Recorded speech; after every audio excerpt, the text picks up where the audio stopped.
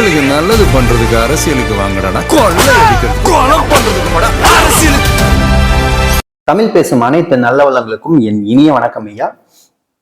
இன்னைக்கு தமிழ்நாட்டுல நடந்த சில பல முக்கியமான தகவல்களை மட்டும்தான் இந்த வீடியோல நம்ம கால் பண்ண போறோம். முதல் விஷயம், ஆட்சியை கவர்த்துக்கெல்லாம் ஒரு பிளானா போட்டாங்க இல்லையா, அதுல நிறைய பேர் தலைமையா இருக்காங்க. ஒரு சிலர்லாம் ஊரை விட்டே போய் உட்காந்துருக்காரு. அதை பத்திலாம் இந்த வீடியோல பார்க்க போறோம். ஃபர்ஸ்ட், அனிதா ராதாகிருஷ்ணனை இன்னைக்கு வந்து கைது பண்ணியிருக்காங்க. சரி, எதுக்கு கைது, ஏன் கைது, எப்படிப்பா இத்தனை நாள் விட்டு இன்னைக்கு கைது அப்படின்னு நம்ம பார்த்தோம்னா, அனிதா ராதாகிருஷ்ணன் அவர்கள் அவர் ஒரு மீட்டிங்ல, அதாவது ஸ்டாலின் அவர்கள் பிறந்த நாளுக்கு ஒரு மீட்டிங் ஒன்று வச்சிருந்தாங்க. அந்த மீட்டிங்ல என்ன பண்ணியிருந்தாருன்னா, விஜய் அவர்களை பத்தியும் அவரோட குடும்பத்தினர் பத்தியும் தேவையில்லாத தகாத வார்த்தைகளிலும் குடும்பத்தை பர்சனல்ஸை பத்தியுமே பேசியிருக்காரு. இதெல்லாம் முரண்கே, அதாவது நாகரிகத்துக்கு முரண்கேடா இருக்கிறதுனாலதான் டிவிகே நபர் ஒருத்தர் வந்து போயிட்டு கம்ப்ளைண்ட் வந்து கொடுத்துருக்காரு. அதனால தூத்துக்குடி போலீஸ் வந்து அவரை வந்து அரெஸ்ட் பண்ணியிருக்காங்க.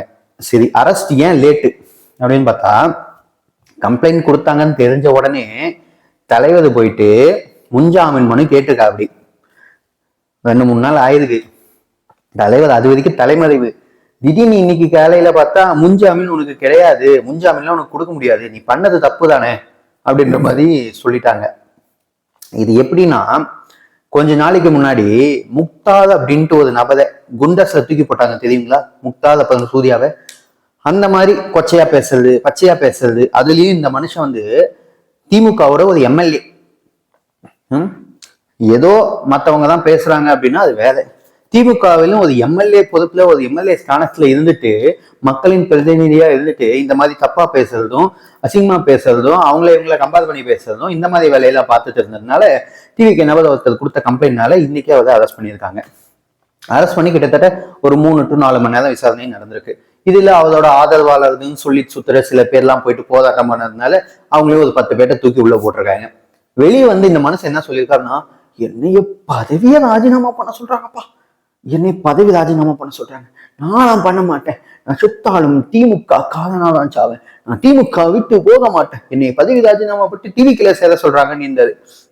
ஒரே ஒரு சந்தேகம், உங்களை பதவி ராஜினாமா பண்ண சொல்றதா இருந்தா இப்படிலாம் பேச மாட்டாங்க. அதுவும் போலீஸ் மேல ட்ராங்களாமா. நிர்மல்குமார், சிடிஆர் நிர்மல்குமார் மினிஸ்டர் வந்து நைட்டு ஒரு பேட்டி கொடுக்குறாரு. காலில் விழுந்தா கூட அவரெல்லாம் வந்து நாங்கெல்லாம் கட்சியில சேர்த்திக்க மாட்டோம், விஜய் அவர்கள காலில் விழுந்தா கூட அதெல்லாம் நாங்கள் கட்சியில சேர்த்திக்க மாட்டோம், யாரு சொன்னாங்கன்னு சொல்லுங்க அந்த பதவி விலக சொல்லி, சும்மா அவர் பாட்டுக்கு ஏதோ ஒன்று அடிச்சு விட்டுட்டு இருக்காரு, நாங்கெல்லாம் அந்த மாதிரி எந்த வேலையும் பண்ணலைங்க அப்படின்ட்டு ஒரு பகிரங்கமா ஒரு மேட்டரை வந்து போட்டா. அப்படி சரி, இப்ப நம்ம ஆட்சியை கவுக்கிற மேட்டருக்கு வருவோம். நம்ம ஆல்ரெடி சொல்லியிருந்தோம், நேற்று வீடியோல சொல்லியிருந்தோம், இதுல 3 எக்ஸ் மினிஸ்டர்ஸ் எல்லாம் தலையிட்டு இருக்காங்க. அவங்க 3 எக்ஸ் மினிஸ்டர் தான் இதுக்கு மெயினா காரணம். அதுல ஒரு எக்ஸ் மினிஸ்டர் இப்படியே இருக்காது, வாயை தொடக்க மாட்டான்டா. ஆல்ரெடி ஊருக்குள்ள 1008 பிரச்சனை இருக்கு, வாயத்தோடலாம் எண்ணெயும் தூக்கி உள்ள உட்கார வச்சிட்டீங்கன்னா அப்படின்ட்டு தலைவர் சைலண்டா இருக்கு. அப்படி அவரு பேரு ஸ்னேக் பாபு. அவர் வந்து பாருங்க, எதுனா ஒரு இடத்துல வந்து தலைவர் என்ன வாயை திறந்தாதுன்னு. இந்த அனிதா ராதாகிருஷ்ணன் அவர்களை கைது செஞ்சது கூட ஸ்டாலின் கண்டனம் தெரிவிக்கிறாரு, இவங்க மணிமேகலை அவர்கள், இது கனிமொழி அவர்கள் கண்டனம் தெரிவிக்கிறாங்க. வாயவே திறக்க கிடையாது ஸ்னேக் பாபு.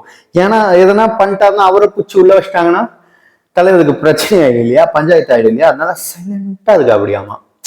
சரி, அடுத்து 2 நாளா தேடுறாங்க. செந்தில் பாலாஜி இப்ப வரைக்கும் தேடிட்டு இருக்காங்க. இதை நான் உண்மையாவே கேக்குறேன், காவல்துறையினருக்கு செந்தில் பாலாஜி இருக்கிற இடம் எப்படி தெரியாம போகும்? அந்த அளவுக்கு தான் இருக்கா தமிழ்நாட்டோட உளவுத்துறை?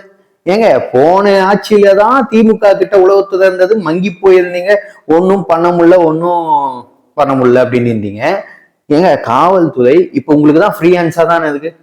விஜயவர்கள் சொல்லிட்டாது இல்ல, உங்களுக்கு எல்லாம் ஃப்ரீ ஹேண்ட்ஸ், நீங்க என்ன வேணாலும் பண்ணுங்க, சட்டம் ஒழுங்கு சீர்கிடக்கூடாது, எல்லாத்தையும் பிடிச்சி உள்ள போடுங்க, தப்பு பண்றவங்க யாரா இருந்தாலும் சரி, எந்த கட்சியா இருந்தாலும் சரி அப்படின்ட்டு 2 நாளா அசோக்கையும் தேடுறாங்க. யார் அந்த அசோக்கு? செந்தில் பாலாஜி அவர்கள் தம்பி, அவரையும் தேடுறாங்க, செந்தில் பாலாஜி அவர்களையும் தேடுறாங்க. செந்தில் பாலாஜி இன்னைக்கு வந்து மனு போட்டிருக்காரு, எனக்கு அவங்களுக்கு சம்மந்தம் இல்லைங்க, என்ன எதுக்கு தேடுறீங்க அப்படின்ட்டு அவரோட வக்கீல வச்சு ஒரு மனு. இருந்தாலும் முடியாது, சம்பந்தம் இருக்கோ இல்லையோ, உன்னை பிடிச்சி உள்ள வச்சு விசாரிச்சா தானே தெரியும் அப்படின்ற மாதிரி இன்னும் தேடிட்டு இருக்காங்க. இந்த தேடிட்டே இருக்கும்போது செந்தில் பாலாஜி மட்டும் இன்னமும் சைலண்டா இருக்காது. 2 நாளா தலைவர் மிஸ்ஸிங். எப்படியும் அசோக தூக்கலாங்கன்னு பிளான் பண்ண உடனே இவரு எங்கன்னா போய் ஓடி ஒளிஞ்சிட்டு இருப்பாரு. எப்படியும் போன ஆட்சியா இருந்திருந்தா என்ன போயிட்டு சிஎம் வீட்லயே கூட உட்காந்துருப்பாரு. யாருக்கு தெரியும், யாருதான் வந்து சிஎம் வீட்டுக்குள்ளேயே வந்து தேட போதாங்க. இப்பயும் சொல்றேன், எங்கன்னா தெரிஞ்ச இடத்துல எல்லாம் ஒளிஞ்சிட்டு இருப்பாரு. அதுவும் போன் எல்லாம் சுவிச் ஆஃப் பண்ணி வச்சுட்டாங்களாம், லொகேஷன் எல்லாம் வச்சு கனெக்ட் பண்ணிட்டு இருக்காங்களா, கால்ல ட்ரேஸ் பண்றாங்களா, அது தின்னிட்டு இருக்காங்க. ஆனா இப்ப வரைக்கும் பிடிச்ச பாடம் மட்டும் காணல. பார்க்கலாம், இந்த திமுக ஆட்சியில மங்கி போன மண்டைகள்லாம் இந்த ஆட்சியில கொஞ்சம் எழுந்து வந்து எல்லாத்தையும் புடிச்சு அரெஸ்ட் பண்ணி உள்ள போடுறாங்களா, இல்லப்பா நம்ம எல்லாம் அவ்வளவுதான்ப்பா அப்படின்ட்டு விடுறாங்களான்ட்டு.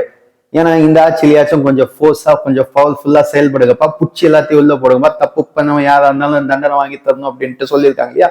ஸோ அந்த தண்டனை எல்லாம் சீரம் வாங்கி தந்தீங்கன்னா கொஞ்சம் செழிப்பா இருக்கும். ஏன்னா அவங்க எல்லாம் பிடிச்சிங்கனாதான் அதுக்கு மேல யாரும் எதுக்குறாங்களோ அவங்க எல்லாம் வெளியே வருவாங்க இல்லையா, அதுக்காக நான் சொல்றேன். அப்புறம் இன்னொரு நபர் ஒரு 4-5 நாளுக்கு முன்னாடி அவரோட வீட்டுல ரைடு. திருவண்ணாமலையே தன் கையில் வைத்துக் கொண்டிருக்கிற ஏவா வேலு தலைவர் எஸ்கேப்.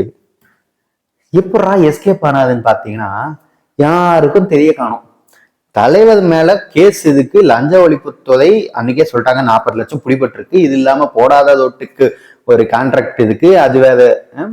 அன்னைக்கே சொல்லிட்டாங்க லஞ்ச ஒழிப்புத்துறை, நீங்க வந்து 2ஆம் தேதி 3ஆம் தேதிக்குள்ள வந்து ஆஜராகணும் அப்படின்ட்டு. ஆஜராகணும், இவர் ஒரு அக்யூஸ்ட் ரேஞ்சில் இப்போதைக்கு பார்த்துட்டு இருக்காங்க. அவரு சிங்கப்பூர் போயிருக்காருங்க. சிங்கப்பூர்ல தான் 3-4 நாளா இருக்கு அப்படியாம். 3-4 நாளா சிங்கப்பூர்ல இருந்திருக்காங்க. ஆனா இன்னைக்குதான் அவர் சிங்கப்பூர்ல இருக்காதுன்ற மேட்டரு அவரோட வக்கீல் மூலியமா நமக்கு தெரிய வருது. கேட்டதுக்கு அவருக்கு கொஞ்சம் உடம்பு சரியில்லைங்களா, நெஞ்சில் ஏதோ பிரச்சனையா போயிட்டு அங்க ட்ரீட்மெண்ட் எடுக்க போயிருக்காதுங்களாம். தமிழக காவல்துறை கிட்டையும் தமிழக உளவுத்துறை கிட்ட ஒரே ஒரு கேள்விதான், ஏங்க அவர் மேல கேஸ் இருக்கு, அவர் வந்து லஞ்ச ஒழிப்புத்துறை வர சொல்லியிருக்காங்க அப்படின்னா அவரை கண்காணிச்சிருக்கணும், அவரு எங்கேயும் போகாம பார்த்திருக்கணும். நீங்க அவரு சிங்கப்பூர் போனப்பதான் நீங்க பிடிக்காம இருந்துக்கலாமே. எப்படி இப்ப போய் சிங்கப்பூர்ல போய் என்ன அவரை கூட்டிட்டு வரீங்களா எப்படி? அந்த அளவுக்கு தான் தமிழ்நாட்டோட காவல்துறை செயல்பட்டு இருக்கு. உளவுத்துறையோட வேலை என்ன, எந்த இடத்துலயும் தப்பு நடக்கிறதுக்கு முன்னாடி இன்ஃபார்ம் பண்ணணும். இந்த மாதிரி இந்த இடத்துல ஆக போகுது, இந்த இடத்துல போங்க, இந்த இடத்துல பிரச்சனை இருக்கு அப்படின்ட்டு நீங்க சிஎம் கிட்ட இன்ஃபார்ம் பண்ணணும் தானே. இந்த மாதிரி அவர் வந்து சிங்கப்பூருக்கு கிளம்ப போறாரு, இல்ல ஃபிளைட் புக் பண்ணியிருக்காங்க, டிக்கெட் புக் பண்ணியிருக்காங்க, எதுவுமே நீங்க அந்த மாதிரி எதனா இன்ஃபர்மேஷன் ஆச்சும் நீங்க விஜயவர்கள்ட்ட தந்திருந்தா இவ்வளவு நேரத்துக்கு அவர் சிங்கப்பூர் போயிருக்க மாட்டாரு. இங்கே எங்கன்னா பிடிச்சி எதனா போட்டிருப்பாங்கல்ல. அவ்வளவு கேஸை வச்சுட்டு அவர் பாட்டுக்கு அசால்ட்டா சிங்கப்பூர். அன்னைக்கு எனக்கு என்ன தெரியுதுன்னா, அந்த லஞ்ச ஒழிப்புத்துறையில இருந்து சொல்லியிருந்தாங்க இல்லைங்களா, நீங்க 8ஆம் தேதி ஆஜராகணும்ட்டு, ஆஜர் ஆகக்கூடாதுன்ட்டே தலைவர் போய் அங்க உட்காந்துட்டது போல. அதுவும் போய் 3-4 நாள் ஆகுதான். அந்த வக்கீல் இன்னைக்குதான் சொல்றா அப்படி. சரி, போனவது வராமையா போயிட போதாது, இங்கதான் கோடிக்கணக்கில் சம்பாதிச்சு வச்சுட்டு போயிருக்காங்களே, எல்லாம் சொத்து அங்கேயே செட்டில் ஆகுத அப்படின்ட்டு பிளான் பண்ண மாட்டேன். எப்படி இங்க இருக்கிற சொத்தெல்லாம் விட்டு போயிடுவாரா, இல்ல கடைசி காலத்துல நான் அங்கேயே போய் சமாளிச்சுக்கிறேன்ட்டு இருக்க போதாதுங்களா? எப்படியும் வருவார்ல, வரும்போது தூக்குங்க. எதுக்கு காவல்துறை அப்படியே விட்டு வச்சுட்டு இருக்கீங்க? நான் எப்படியும் சொல்றேன், மெயினா இவங்களெல்லாம் தூக்குனீங்க அப்படின்னா இவங்களுக்கு மேல இருக்கிற தலைகள், அதாவது இவங்க 3 பேர், இந்த 3 பேத்துக்கு மேல இருக்கிற தலைகளா செயல்பட்டு இருக்கும் உதயநிதி ஸ்டாலின் அவர்களையும், அதுக்கு மேல இருக்கிற அவங்க அப்பா ஸ்டாலின் அவர்களையும் தூக்கிற அளவுக்கு இவங்க கிட்ட எல்லாம் கனெக்ஷன் இருக்கு. ஸோ கனெக்ஷனை மிஸ் பண்ணாம தூக்க வேண்டிய கடமை உங்ககிட்ட இருக்கு. தயவு செஞ்சு கொஞ்சம் பார்த்து பொறுமையா போவோம், கொஞ்சம் பண்ணிவிடுங்க. அப்புறம் அந்த பள்ளி கல்வித்துறை, அதாவது இந்த கல்வித்துறையில 100 கோடி ஆட்டை ஓட்டாங்க இல்லையா, செப்பரேட்டா ஒரு இது வந்து ரன் பண்ணிட்டு இருந்திருக்கிறாங்க. பள்ளி கல்வித்துறைக்கும் இந்த கல்வித்துறைக்கெல்லாம் வந்து பாத்தீங்கன்னா சர்டிபிகேட், அதாவது நீங்க ஒரு ஸ்கூல்ல படிக்கிறீங்க அப்படின்னா அப்பப்போ இன்ஸ்பெக்ஷன் வராங்கப்பா, ஒழுங்கா உட்காருங்கப்பா, அது ரெடியா இருக்கா, இது ரெடியா இருக்கான்னு செக் பண்ணுவாங்க இல்லையா. அந்த நேரத்துல இன்ஸ்பெக்ஷன் வரவங்க எல்லாம் என்ன பண்ணுவாங்க, சும்மா அப்படி இப்படி பார்த்துட்டு போயிட்டு அங்க போயிட்டு எதனா முந்திரி பருப்பு, பாதாம் பருப்பு, டீ, பிஸ்கெட் சாப்பிட்டு கையெழுத்து போட்டு தந்துட்டு போவாங்க இல்லையா, அந்த வேலையை தான் பார்த்துருக்காங்க. அதுவும் தனியார் பள்ளிகளுக்கு ஃபுல் அண்ட் ஃபுல் இவங்க தான் கண்ட்ரோல் எடுத்து பண்ணியிருக்காங்க. இதுலயும் இந்த காசெல்லாம் வந்து மேல் இடத்துக்கு போயிருக்கு, அதாவது டைரக்டா அன்பில் மகேஷ் அவர்களுக்கு தொடர்பான இடத்துக்கே போயிருக்கான். சில காசெல்லாம் அங்கிருந்து வாங்கின காசெல்லாம் மேல போகாம இவங்களே ஆட்டை போட்டிருக்காங்க. அந்த பிடி அரசகுமார் இருக்காது இல்லைங்களா, அவர் வந்து ஆட்டை போட்டிருக்காரு இல்லைங்களா, அது கூட இன்னொருத்தர் பார்ட்னராம், அவரும் சேர்ந்துதான் ஆட்டை போட்டிருக்காருங்களாம். ஸோ அவங்களுக்கெல்லாம் அப்ரூவல் வராத காரணத்தினால் தான் ஒரு தலைவர் போயிட்டு கம்ப்ளைண்ட் கொடுத்துருக்கா. அப்படி அங்க பிடிச்சதுதான் இங்க சாதாரணமா இல்லைங்க, 200 கோடி எல்லாம் தாண்டி பல கோடி போயிட்டு இருக்கான். ஸோ பிடிக்கிறது அந்த பிடி அரசகுமார் கூட இன்னொருத்தர் இருந்தாரு, அவரையும் சேர்த்து கொஞ்சம் பிடிச்சி விசாரணிக்கிற விதத்துல விசாரிச்சிங்க அப்படின்னா இன்னும் கொஞ்சம் நல்லா சிக்குவாங்க. மேலிடம் நீங்க இவரை பிடிச்சி நல்லபடியா விசாரிச்சிங்க அப்படின்னா அவருக்கு மேல ஒரு எக்ஸ்எம்எல்ஏ ஒருத்தர் இருக்காதையாம், அவரை விசாரிச்சிங்க, அதாவது அவரும் அன்பில் மகேஷும் பயங்கர க்ளோஸ் ஃப்ரெண்ட்ஸ் தான். ஸோ அவரை விசாரிச்சிங்க அப்படின்னா அடுத்து இந்த லிங்க் அன்பில் மகேஷ் அவர்களுக்கு போகும். அடுத்து அவரு அன்பில் மகேஷ் யாருன்னு தெரியும் இல்லையா, அகில உலக உதயநிதி அவர்களின் ரசிகர் மன்ற தலைவர். சோ தலைவர், அந்த தலைவரை நீங்க தொட்டீங்க அப்படின்னா அவருக்கு ஒரு தலைவர் இருக்கா இல்லைங்களா, உதயநிதி, அவரை நீங்க தாராளமா தொடலாம். அந்த உதயநிதியை தொட்டீங்க அப்படின்னா அவங்க அப்பாவையும் நீங்க சேர்த்து தொடலாம். ஸோ அந்த அளவுக்கு செயின் லிங்க் மாதிரி போயிட்டே இருக்கு. ஸோ இந்த மேட்டர் எல்லாம் சிம்பிளா எடுத்துக்காம தயவு செஞ்சு இன்னும் கொஞ்சம் உளவுத்துறை எல்லாம் இன்னும் கொஞ்சம் ஃபோர்ஸா பாஞ்சி கிஞ்சி இந்த வேலையெல்லாம் பண்ணீங்க அப்படின்ற பட்சத்தில் தூக்க வேண்டிய மக்கள் நிறைய பேர் இருக்காங்க. ஸோ தாராளமா நீங்க பொறி வச்சு தூக்குற மாதிரி தூக்கலாம். விஜய் அவர்கள் 10ஆம் தேதி கரூர் போறாரு. ஸோ அதுக்கு முன்னாடி செந்தில் பாலாஜி எப்படின்னா புச்சு ஜெயிலுக்குள்ள உட்கார வச்சுட்டு விஜய் அவர்கள் போனீங்க அப்படின்னா ரொம்ப சந்தோஷம். அப்புறம் விஜய் அவர்கள் கிட்ட ஒரே ஒரு கோரிக்கை, 41 பேர் குடும்பத்திற்கு அரசு வேலை வழங்கப்படும் அப்படின்ற மாதிரி ஒரு பேச்சுவார்த்தை போயிட்டு இருக்கு. அப்படி பேச்சுவார்த்தை இருந்தா தயவு செஞ்சு விட்டுருங்க.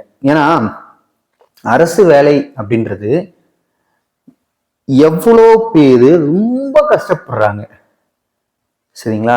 எனக்கு தெரிஞ்சு என் ஃப்ரெண்டெல்லாம் ஒரு 8 வருஷமா படிக்குது. அப்படி 8 வருஷமா எந்த வேலைக்கு போகாம படிக்கிறது மட்டுமே வேலையா வச்சுட்டு படிக்குது. அப்படி வேலை வேற எந்த தப்பான இதுக்கும் அந்த பையன் போறது கிடையாது, எந்த இதுக்குமே போறது கிடையாது, படிக்கிறது மட்டும்தான் வேலையா வச்சுட்டு படிக்குது. அப்படி ஆனாலும் அந்த மனுஷனால கிளியர் பண்ண முடியல. அரசு வேலைன்றது சாதாரண விஷயம் கிடையாது. இப்ப குரூப் 1க்கு அனௌன்ஸ் பண்ணியிருக்கீங்க பாத்தீங்களா, வேகன்சிஸ் வெறும் 25 வேகன்சியோ 28 வேகன்சியோ தான் அனௌன்ஸ் பண்ணியிருக்கீங்க. ஏங்க கிட்டத்தட்ட எப்படியும் ஒரு 1 லட்சம் 2 லட்சம் பேர் அப்ளை பண்ணி எழுதுவாங்களா? அவ்வளவு பேர்ல இவ்வளவுதான் ஃபில்டர் பண்ண போறீங்களா?